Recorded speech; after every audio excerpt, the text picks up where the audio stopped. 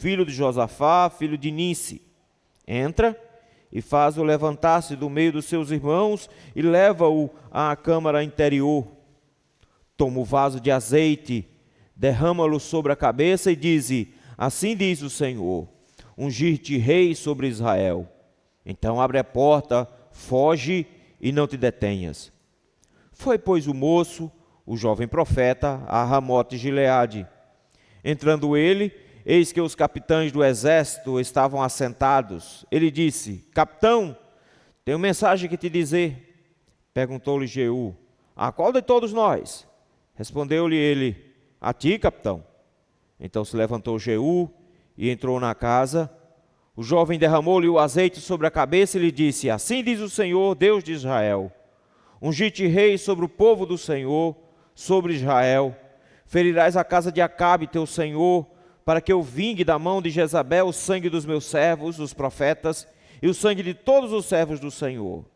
Toda a casa de Acabe perecerá, exterminarei de Acabe todos do sexo masculino, quer escravos, quer livre em Israel.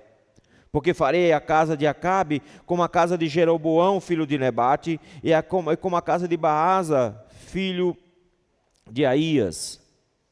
Os cães devorarão Jezabel no campo de Jezreel, não haverá quem a enterre. Dito isto, abriu a porta e fugiu. Saindo Jeú aos servos de seu senhor, disseram-lhe: vai tudo bem? Porque veio a ti este louco? Ele lhe respondeu: bem conheceis esse homem e o seu falar.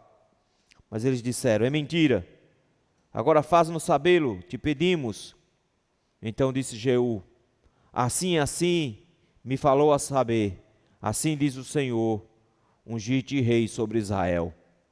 Então se apressaram e, tomando cada um o seu manto, os puseram debaixo dele sobre os degraus e tocaram a trombeta e disseram: Jeú é rei. Vamos orar?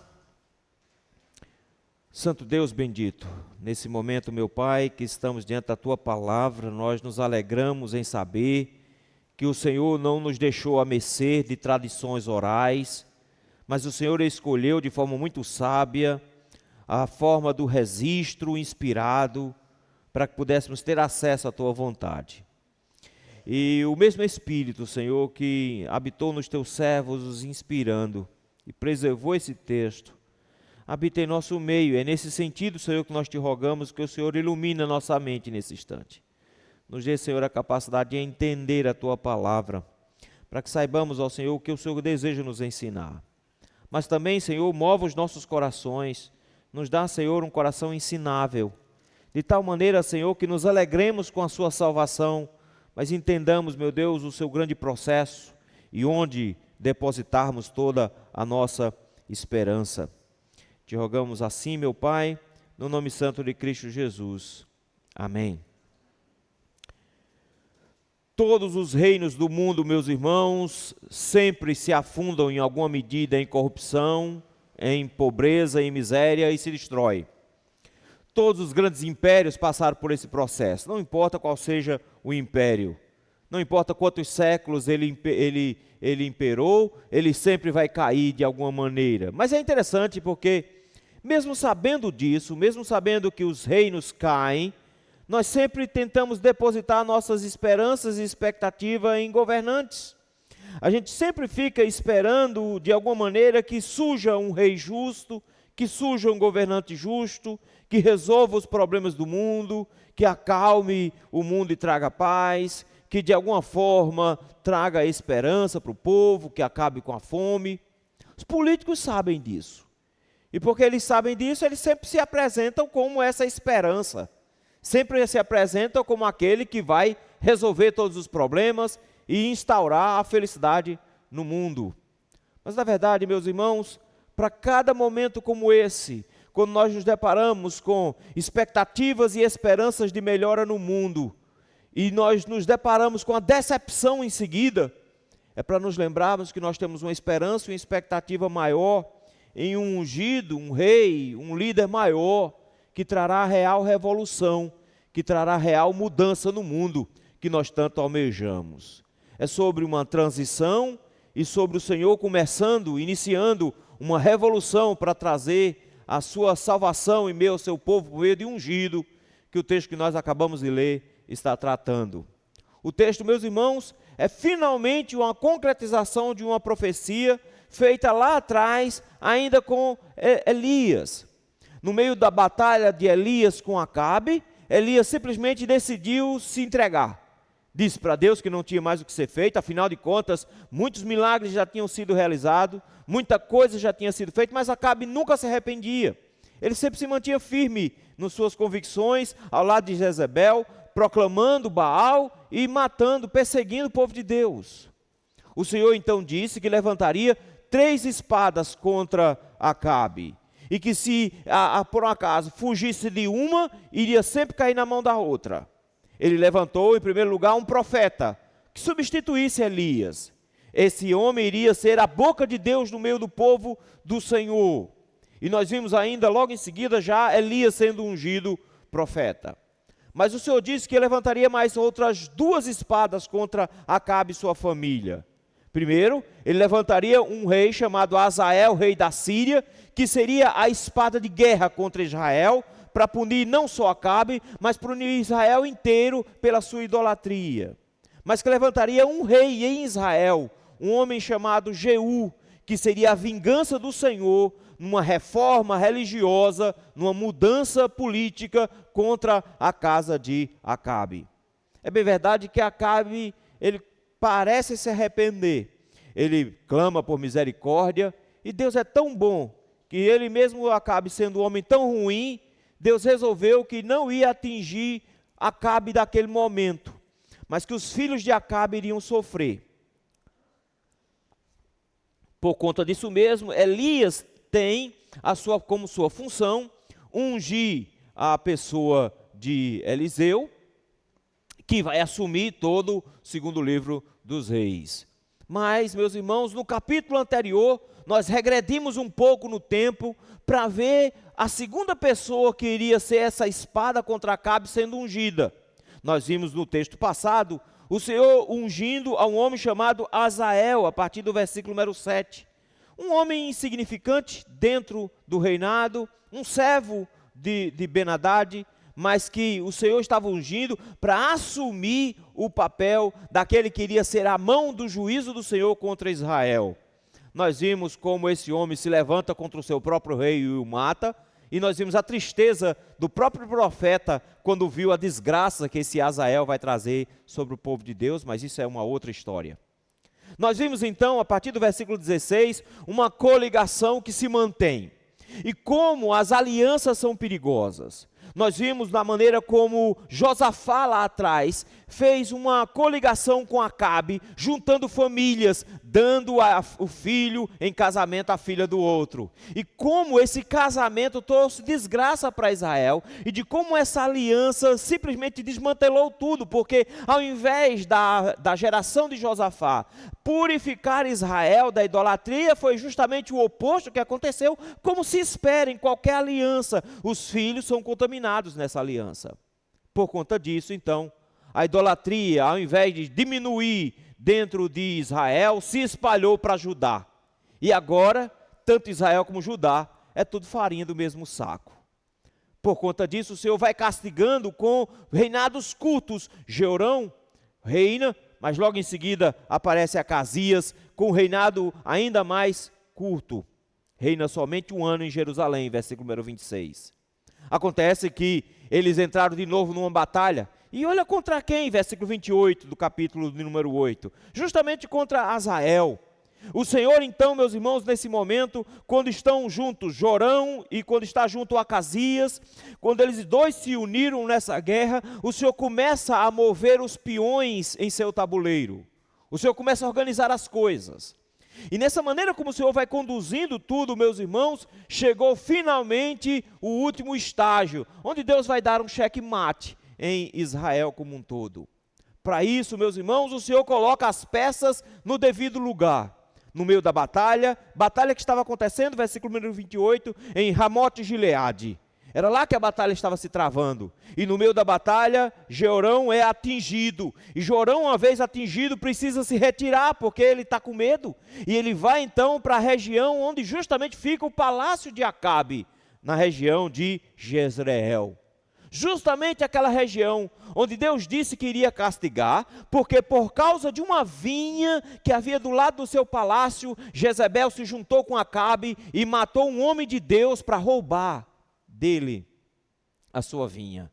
Ali o Senhor decidiu que iria puni-los. E o Senhor está trazendo todo mundo junto. Mas só que não bastava somente estar lá Jeorão, na região de Jezreel. Era necessário que o outro, que era o rei de Judá, que também tinha se contaminado pela idolatria de Acabe, também fosse punido no processo. E aí temos uma visita a um doente. Acasias vai visitar Jorão. E do nada, o versículo 29 terminou dizendo: estão todas as peças reunidas na cidade de Jezreel. Está tudo certo agora. Capítulo 9 então vai mostrar como Deus dá procedimento ao seu plano. E de como, meus irmãos, nesse processo agora, ele vai instaurar a sua batalha santa contra o povo de Deus, e de como ele vai levantar alguém para fazer esse processo. E é interessante que a maneira como ele vai fazer é levantando a terceira espada, um homem chamado Jeú. Esse homem será ungido, e como ungido, meus irmãos, ele não aponta só para si. O que nós temos então dos versículos de 1 a 13 é mais do que um ato político de surgimento de um rei. O que nós temos do versículo de 1 a 13 é um ato profético, que apresenta essa expectativa, essa esperança maior de uma revolução, de uma grande mudança, que só um ungido pode realizar. Por isso que eu gostaria de convidar com os irmãos a pensarmos hoje pela manhã sobre o ungido de Deus e a revolução da graça. Deus levanta o seu ungido para cumprir os seus propósitos de juízo, meus irmãos, e preservar o seu propósito na aliança redentiva. Para isso, meus irmãos, o texto nos apresenta 3 cenas. E na primeira cena, versículos de 1 a 3, nós temos Deus chamando e enviando o seu mensageiro para cumprir a sua vontade soberana. Versículo número 1 começa com a palavra então. Esse então está relacionado ao versículo número 29. Quando todas as peças estão no tabuleiro. É essa a ideia do texto. O texto está dizendo, tudo está organizado, tudo está pronto. Deus colocou todas as coisas no seu devido lugar.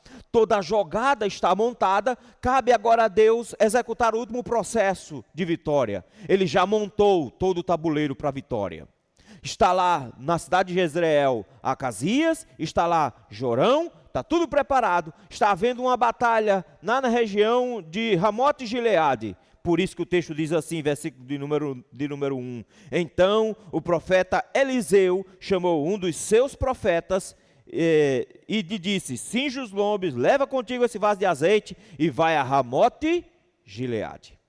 A cena, meus irmãos, não acontece em Jezreel, ele muda de lugar. E ele agora quer que aconteça algo lá no meio da batalha. O que vai acontecer agora não é dentro da cidade de Gileade, de Jezreel. Ele diz, é no meio da batalha, porque tem alguém no meio da batalha contra Azael que é importante. E a escolha, meus irmãos, é interessante da forma como Eliseu faz, porque Eliseu não vai. Vocês notaram que o tempo inteiro Eliseu vai para fazer as coisas, Eliseu vai fazer as coisas, mas aqui não. Aqui ele resolve que ele não vai. A grande pergunta que a gente faz é por que ele não vai? Porque tem uma série de coisas estranhas que ele dá ordem aqui. Por exemplo, ele não vai pessoalmente. Segundo, ele manda um profeta. Terceiro, o texto diz que ele manda um profeta jovem. É uma missão importantíssima, mas quem vai é um profeta jovem. E eu creio que o motivo do profeta ser jovem é porque entre as ordens que está unja e corra. É basicamente isso. Joga óleo na cabeça dele e se pirulita de lá. Não fica para ver o que vai acontecer. Parece que a missão, meus irmãos, é extremamente perigosa. A missão é complicada. E Eliseu não vai entrar nesse processo aqui. Ele manda um profeta menor, um filho de profeta, mas que tem perna suficiente para correr. Está vendo? Se fosse eu, faria o mesmo. Tenho nem dúvida disso. Bota o seminarista que tem perna boa. Eu não vou aguentar. A ordem é bem simples. A ordem é basicamente versículo de número 9, versículo número 1. Cinge os lombos, ou seja, se ajeita, arruma a roupa. Você vai ter uma missão a cumprir. Leva contigo um vaso de azeite e vá para Ramote Gileade. Pegar o vaso de azeite. Esse vaso de azeite não é um vaso qualquer, meus irmãos, isso aqui é uma coisa interessante. Porque, se você prestar atenção, já faz muito tempo que nós não vemos ninguém sendo ungido, está vendo? Passou um tempão. Depois de Eliseu, foram anos passando sem nada acontecer. Foi morrendo Acabe, mas foi surgindo o filho dele, aquela confusão todinha, e nada acontece. Do nada o Senhor levanta aqui homens para apresentá-los ao Senhor, e o texto nos diz que tem finalmente alguém sendo ungido em Israel. Se você parar para pensar, não há nenhum dos reis de Israel sendo ungido. Desde lá atrás de Jeroboão, ninguém foi ungido. É um rei substituindo o outro, mas Deus não é nem levado em conta. Desde a época de Jeroboão, nós não vimos Deus ungindo ninguém. Do nada, meus irmãos, finalmente, depois desse tempo todinho, Deus resolve que vai ungir alguém. E a forma e o aspecto relacionado, meus irmãos, à unção, torna essa situação extremamente excepcional. Excepcional, meus irmãos, porque ele vai ungir alguém que não é da descendência de Davi, que sequer é da família do rei que está reinando, de Acabe, mas que terá um papel importantíssimo para redimir Israel nesse processo. Por isso o versículo número 2. Ele é muito específico aqui. Ele disse, vá até Ramote Gileade, e quando você chegar lá, você vai encontrar um homem chamado Jeú. Como o nome Jeú não era um nome tão difícil de ser encontrado, ele dá especificamente as informações de quem é. É Jeú, filho de Josafá. Não confunda Josafá com o rei. Não é o rei. Tanto que ele coloca quem é o pai de Josafá. Filho de Nissi. Ele faz questão de colocar a família todinha. Isso aqui é o sobrenome dele. Qual é o nome dele? Jeú, filho de Josafá, filho de Nissi. Esse é o nome e sobrenome dele. Justamente para que se soubesse quem era. Mas ele não tem ligação com Davi. Ele não é da família de Davi, não é filho de Josafá, o rei. Mas é interessante ver como o Senhor aponta especificamente quem é e dá instruções específicas, porque, meus irmãos, o que ele vai fazer aqui é iniciar um processo de revolução dentro de Israel. E para isso ele está escolhendo alguém que deve ser ungido. Por isso o versículo 2 diz, vá, chegando lá encontre Jeú, filho de Josafá, filho de Nissi, entra e faze-o levantar do meio dos seus irmãos, e leva-o à câmara interior. As ordens eram muito específicas. Se certifique que você está falando com um homem chamado Jeú. Depois, que você se certificar que está falando com Jeú, não fale na frente das pessoas. Chame ele para um lugar reservado. Leve ele para uma câmara secreta, para um quarto mais interior da casa. Não fale na frente de todo mundo. Quando ele estiver sozinho, vocês dois, agora versículo número 3. Toma o vaso de azeite, derrama sobre a cabeça dele. Que, meus irmãos, imagem impressionante. Depois de todo esse tempo, o Senhor está ungindo um rei em Israel. E esse rei, meus irmãos, como um rei ungido, receberia agora, meus irmãos, não só uma incumbência simples.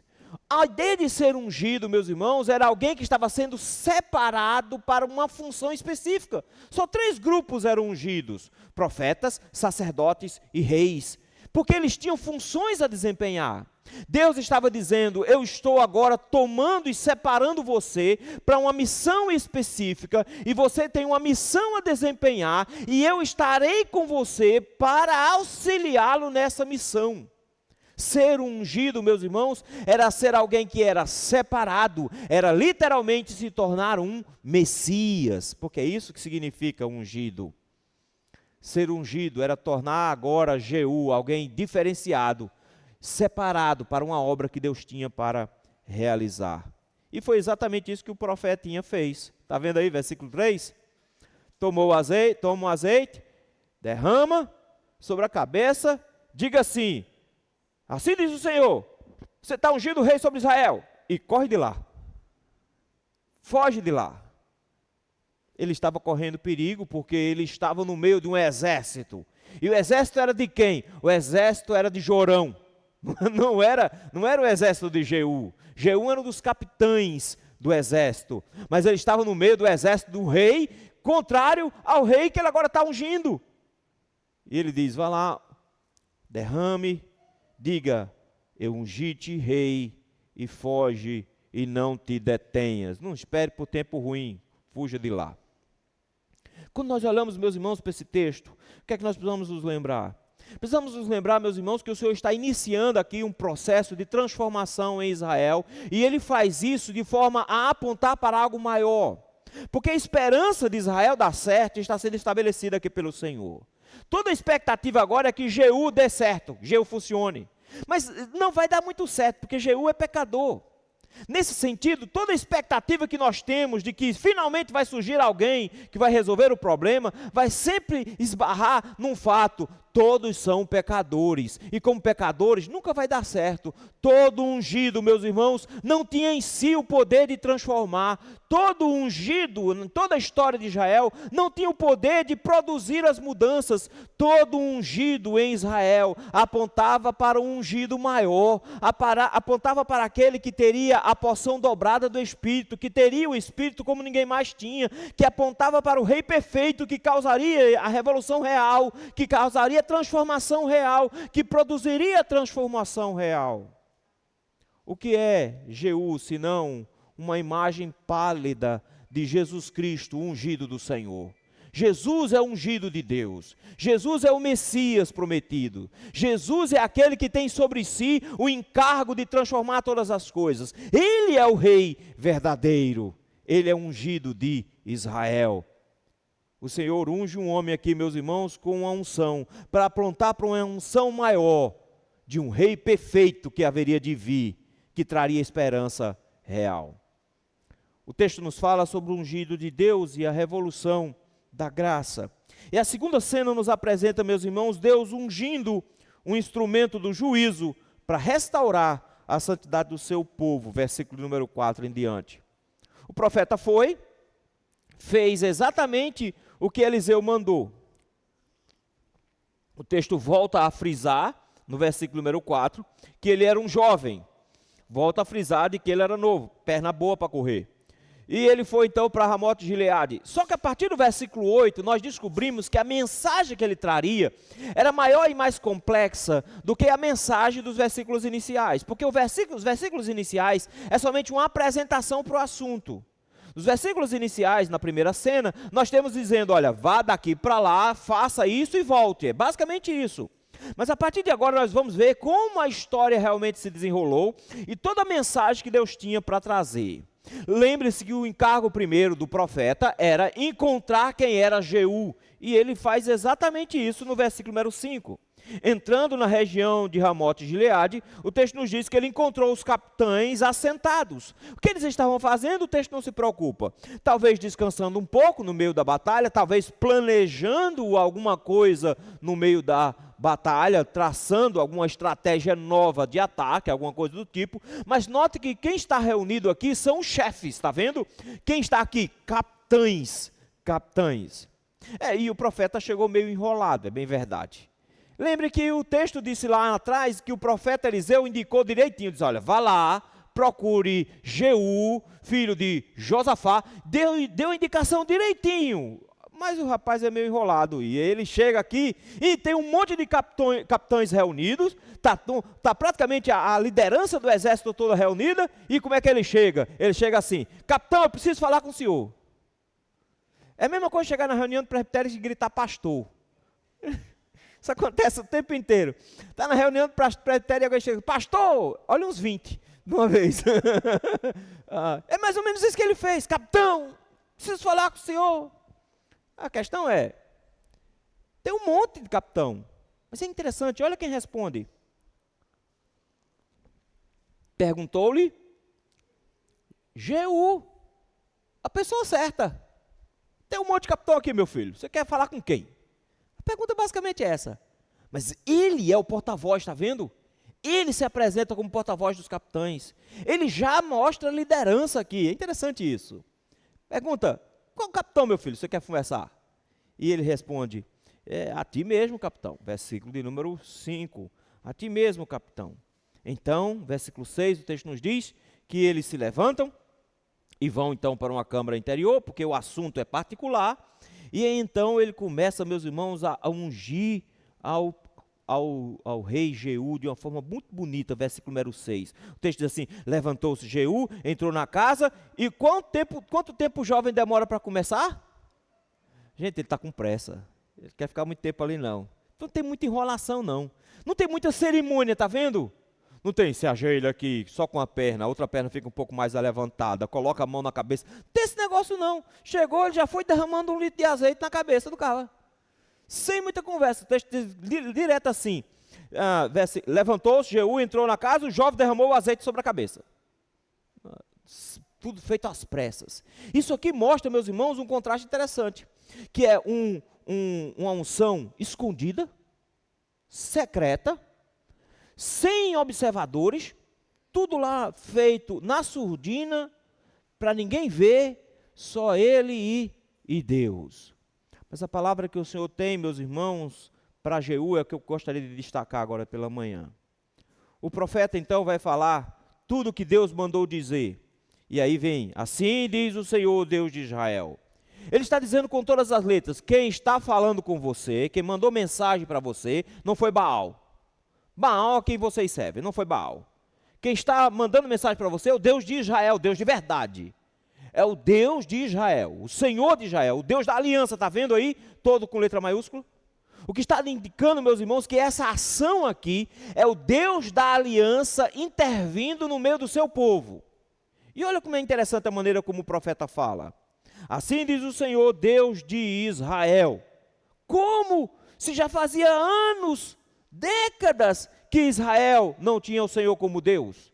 Desde Jeroboão tinha se desviado, estavam adorando bezerro de ouro, depois entrou Acabe e introduziu Baal. Eles não adoravam o Deus de Israel de forma verdadeira há muito tempo, mas Deus não deixou de ser o Deus de Israel.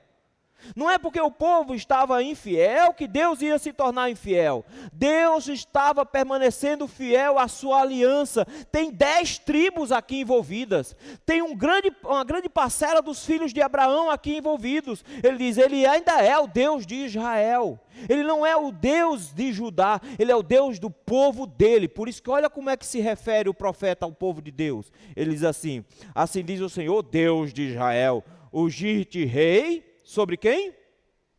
Sobre o povo do Senhor. Ele simplesmente podia ter dito, estou ungindo você rei sobre Israel. Israel, esse povo que está separado do povo do Senhor. Porque o povo do Senhor está seguindo o filho de Davi. Esse é o povo de verdade. Não, esse povo mesmo todo desmantelado, ainda era o povo do Senhor. Por 2 vezes o texto deixa bem claro. Esse é o povo de Deus. E por ser o povo de Deus, por ser o povo da aliança, o Senhor está se encarregando de purificar esse povo, de limpar esse povo. E a maneira como Deus vai limpar esse povo é por meio da batalha, por meio da guerra. Ele precisa de um rei para fazer isso. Por isso que o texto diz, eu estou ungindo um rei sobre o povo de Deus. É um rei, um ungido sobre o povo de Deus. Mas aí ele vai explicar, versículo 7 em diante. Do versículo 7 em diante, meus irmãos, até o versículo número 10, ele vai dizer qual é a função. Porque lembrem, todo ungido tem uma finalidade. Ninguém é ungido para ficar simplesmente olhando para o tempo. Todo ungido tem uma função a desempenhar, e ele é rei. E como rei, ele teria uma ação de justiça. Ele é o juiz de Israel aqui. E o Senhor está trazendo justiça sobre Israel. Vai trazer punição, juízo, por meio de Azael. Mas em Israel vai haver justiça por meio da mão de um rei que Deus está ungindo. E a justiça vai ser contra Acabe e sua família. E aí vem a maldição, versículo 7. Ferirás a casa de Acabe teu senhor. Agora o bicho pegou, porque olha a expressão. Acabe é teu senhor. Para quem você trabalha?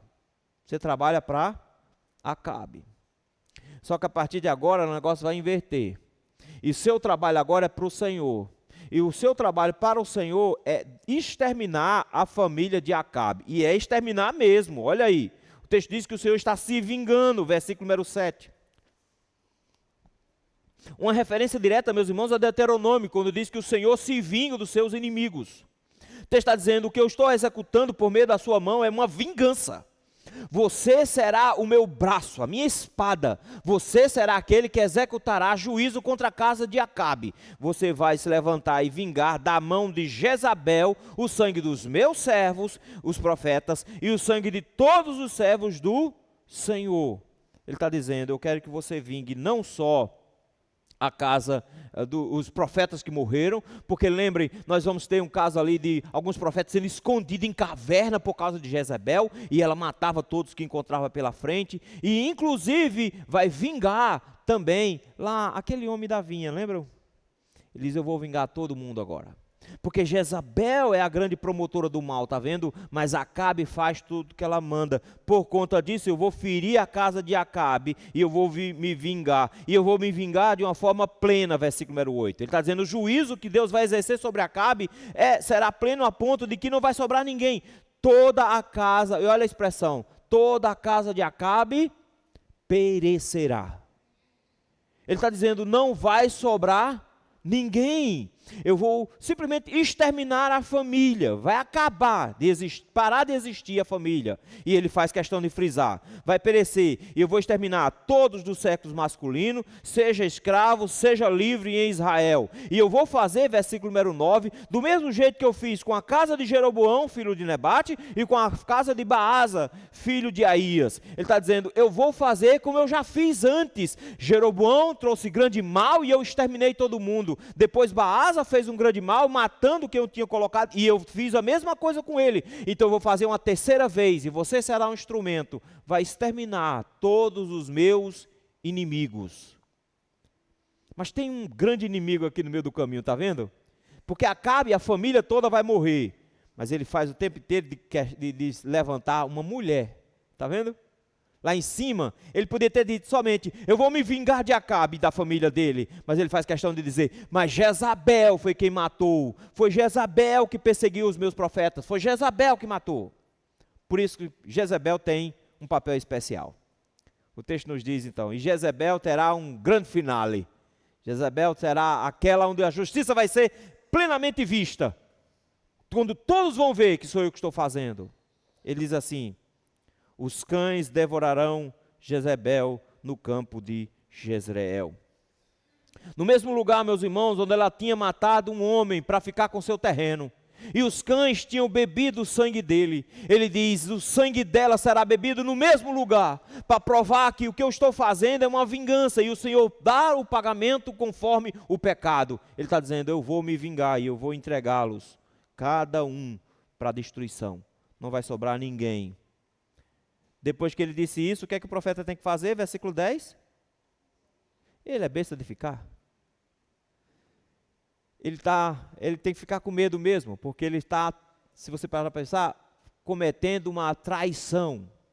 Isso aqui é um crime de guerra, isso aqui é um golpe. Isso aqui é um golpe. Ele está dizendo, eu estou ungindo um rei para substituir o outro dentro do exército do outro. Não tem que ficar esperando tempo ruim. Ele se mandou. Mas quando nós olhamos, meus irmãos, a função desse homem, nós vemos uma coisa excepcional, meus irmãos, porque ele vai executar esse processo, mas ele próprio vai se perder no meio do caminho. Mas nós temos um rei, meus irmãos, que foi levantado pelo Senhor de forma muito mais poderosa e completa. Sobre dois aspectos aqui.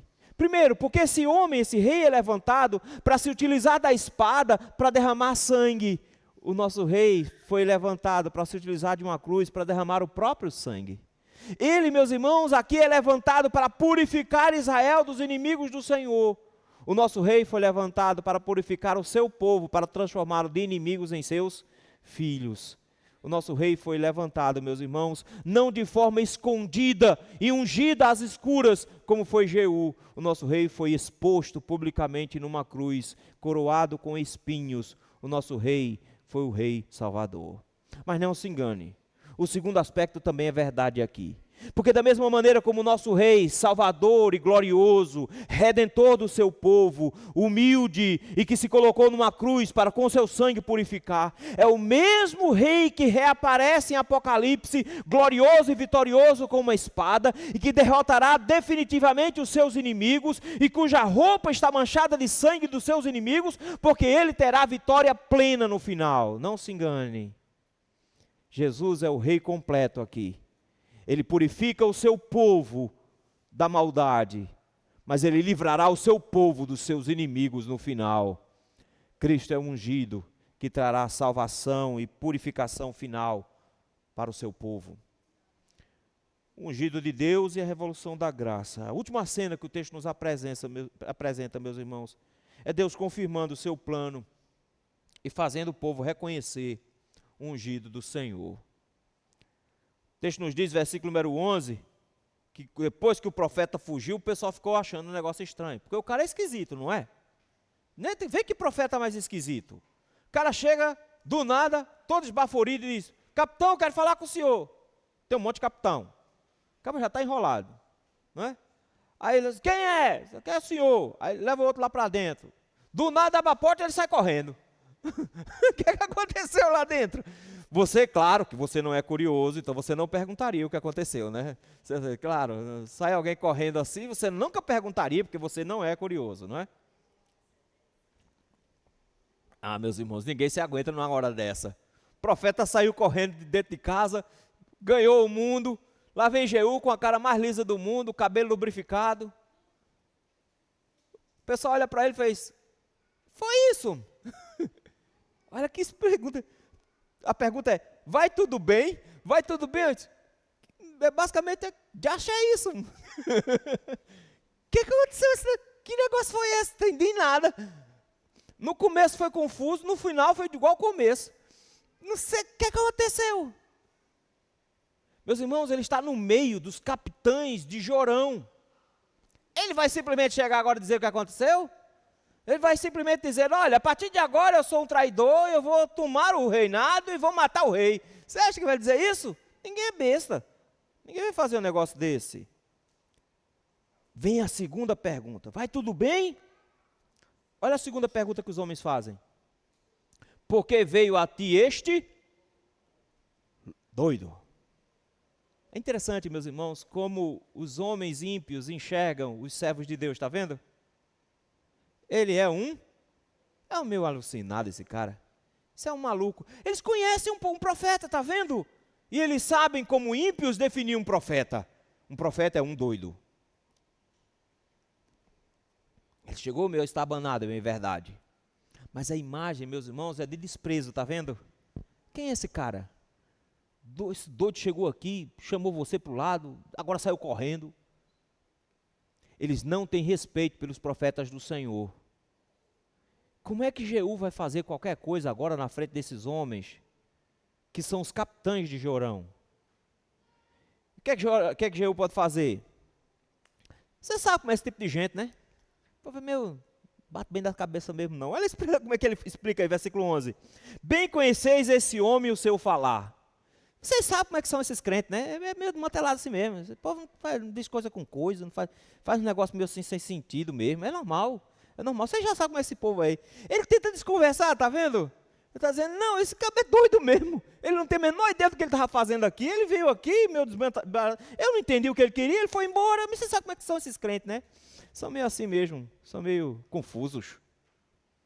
Adivinha o que aconteceu? Os capitães não acreditaram. É óbvio que não acreditaram. Conversa mal contada, mentira feita na hora, não funciona.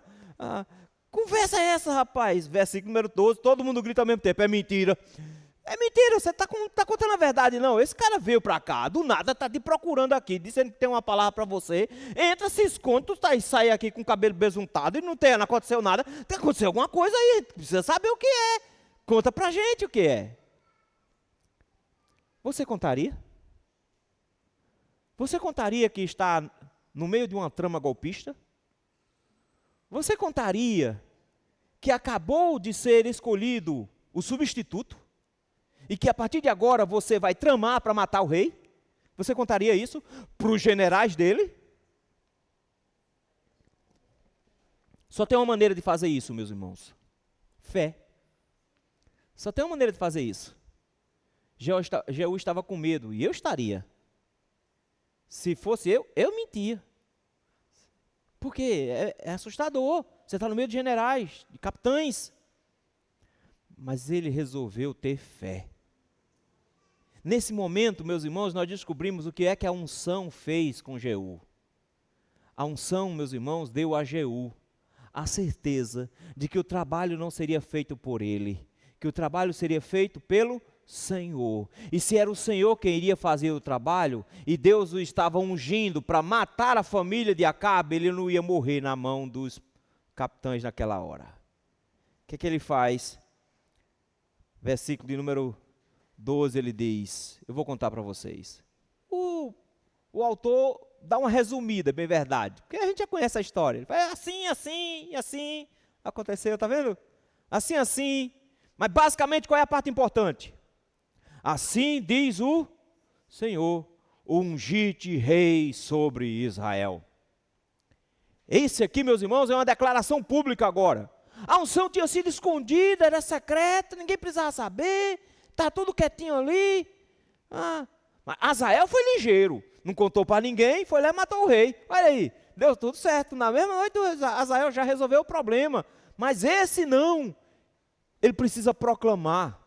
Ele precisa dizer para todo mundo que o rei de Israel agora é Jeú. Que ele ainda não está no trono, que ainda está reinando Jorão, que está doente. Lá, acamado lá em Jezreel. Mas quem é o rei de Israel? O rei de Israel é Jeú, e o Senhor o ungiu. E eu acho bonita a reação dos capitães. Os capitães, meu irmão, nem pensam duas vezes, o que mostra que é uma clara ação do Senhor. Porque o texto não fala que eles estão insatisfeitos, notaram? O texto em momento nenhum fica dizendo que Jorão era um péssimo rei, que estava maltratando seus capitães. Não diz se eles estão insatisfeitos. Não diz se por um acaso quais são as intenções dele. Talvez algum deles pensando, oba, se a gente está aqui só os capitães, ele está contando para a gente, primeiro-ministro aqui, esse aqui vai ser ministro da saúde, esse aqui. Já começaram a organizar o ministério, não é? Quem sabe eles tinham uma segunda intenção no negócio, mas não interessa quais são as intenções dos corações deles, está vendo? Não interessa se eles tinham segunda intenção, se eles queriam ser amigos do rei, ser amigo do rei era ganhar dinheiro. Eu não sei se eles tinham essa segunda intenção, mas o Senhor tinha movido os corações para que nesse momento Jeú tivesse apoio. E olha como é que o apoio é manifestado. Então, no momento que ele disse, eu sou o rei de Israel, porque Deus me ungiu o rei de Israel, o texto diz que eles se apressaram, todo mundo se levantou, correu, eu imagino o coração de Jeú nessa hora, saiu pela boca. Todo mundo se levanta, tira a túnica, tira o manto, joga o manto no chão para fazer um tapete por cima de degraus, colocam o rei em cima e proclamam com todas as letras, não viva o rei, está vendo? O que se espera que diga? Viva o rei, viva o rei. É isso que se espera que diga quando se proclama um rei. Eles não dizem viva o rei, eles dizem o que o Senhor disse, Jeú é rei, Jeú é rei. Eles proclamam o rei sobre mantos. O nosso rei, meus irmãos, foi ungido pelo Senhor.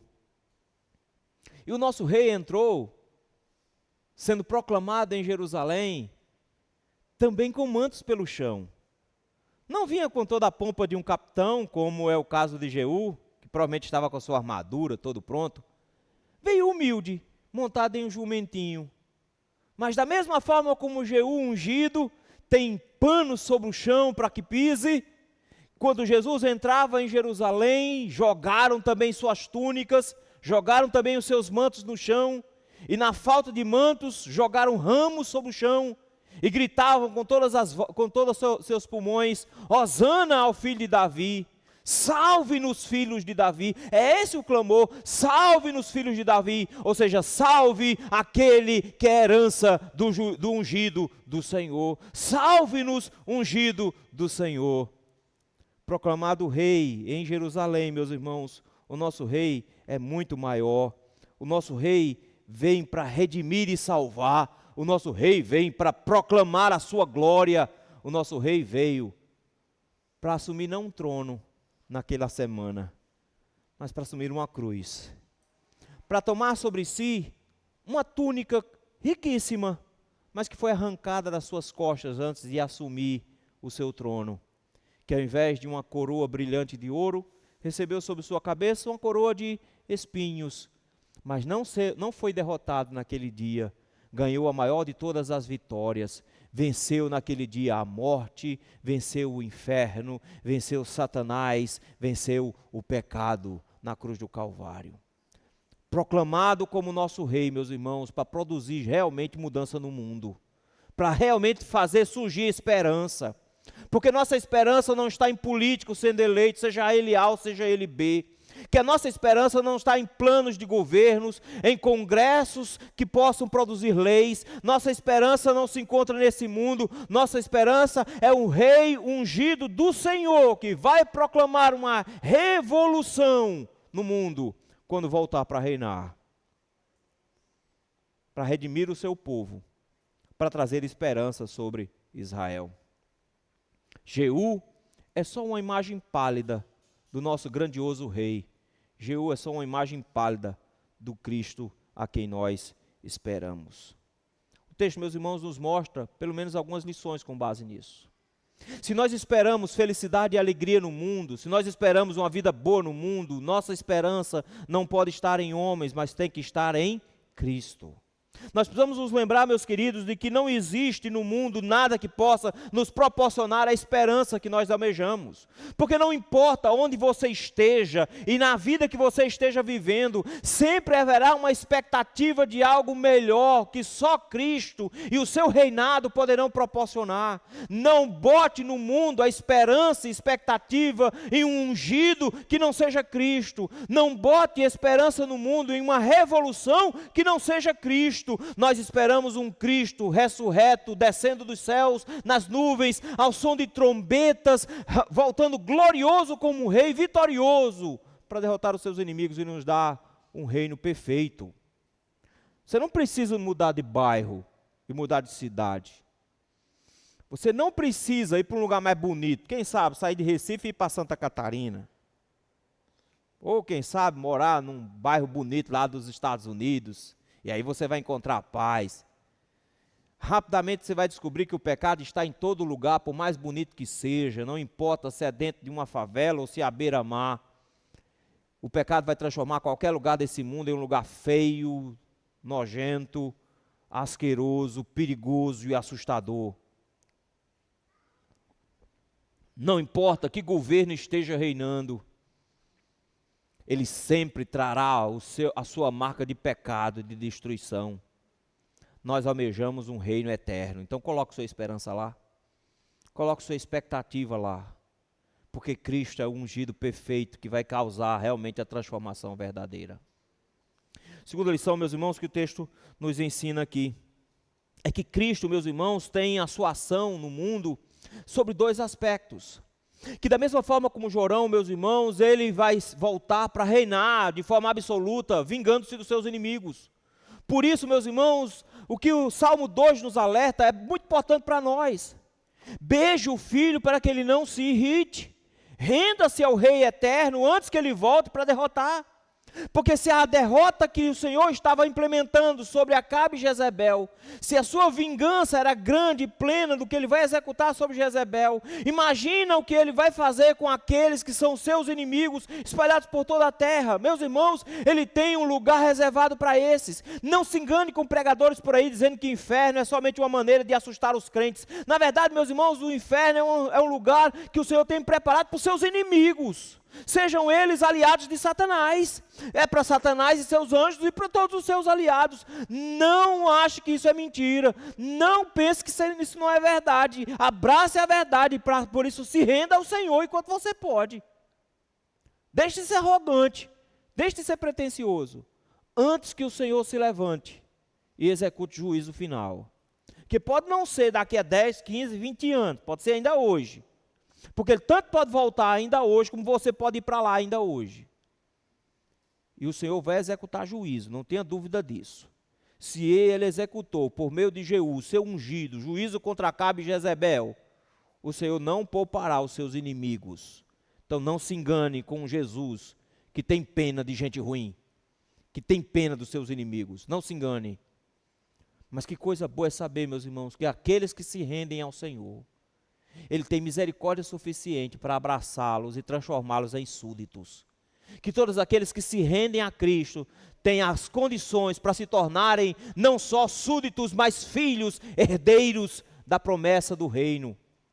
O Senhor nos transforma, meus irmãos. Por isso nós temos expectativas reais de futuro. Se você se render a Cristo hoje, se você se colocar aos pés dele, se submeter à vontade dele como seu Senhor, você tenha certeza que ele será o seu Salvador e você estará sentado à mesa do Rei no dia do seu retorno. Ele oferece-nos hoje perdão ou julgamento. Nós precisamos escolher de que lado nós estamos. O mundo, meus queridos, tem expectativas com relação a governos, mas governos se levantam e caem. A corrupção impera em todos eles. Cada reino é só uma lembrança de que aqui não é o lugar, de que o momento não é esse. Cada reino e cada governo do mundo é só uma lembrança de que nós esperamos um Cristo perfeito, um ungido glorioso, para produzir uma revolução da aliança, punindo os inimigos dele e abraçando os seus súditos e filhos. Essa é a nossa grandiosa esperança, meus irmãos. Enchamos o nosso coração com ela. Muito obrigado, Senhor, por nos lembrar, meu Pai, de que aguardamos o seu ungido, rasgando as nuvens ao som de trombeta, para instaurar definitivamente o teu reino. Por isso, Senhor, nós nos juntamos a ele em oração, dizendo: venha a nós o teu reino, seja feita a tua vontade. Como os homens em Jerusalém, jogando seus mantos no chão, nós gritamos: hosana, salva-nos, ó filho de Davi, salva-nos. Como teu povo aqui reunido, nós dizemos: Maranata, ora vem, Senhor Jesus. Tem misericórdia de nós, Senhor. É nossa oração no nome santo de Cristo Jesus. Amém.